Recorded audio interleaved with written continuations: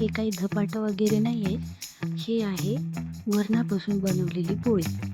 चला दाखवते कशी बनवते ती. दुपारचं जेवणासाठी उरलेलं वरण होतं. जे सकाळी आम्ही लवकर जेवलो होतो. तर मग आता वरण होतं पण पोळी नव्हती. मग काय करायचं?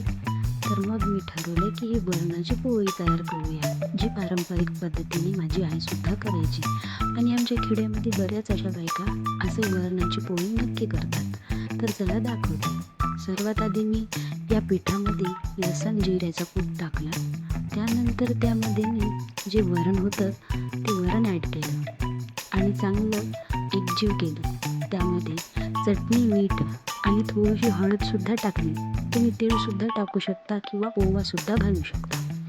आणि याची छान कणिक अशी मळली, कारण की नंतर आपल्याला याची पोळी लाटायची आहे.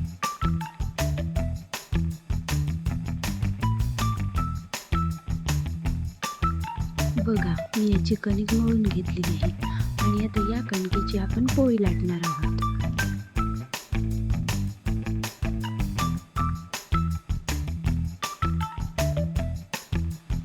पोळी लाटणी झाल्यावर ताव्यावर छान एकदा दोनदा परतून घ्या आणि थोडं तेलसुद्धा लावून घ्या, म्हणजे पोळी चांगली भाजली जाईल.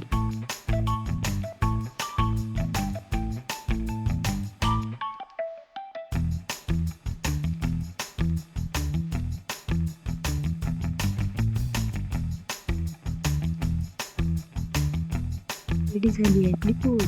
तर चला खाऊया. तुम्ही कशासोबतही खाऊ शकता. चटणीसोबत, लोणच्यासोबत किंवा दह्यासोबत खूप चांगली लागते आणि अशी खाल्ली तरी चांगली लागते. पुन्हा भेटूया. बाय.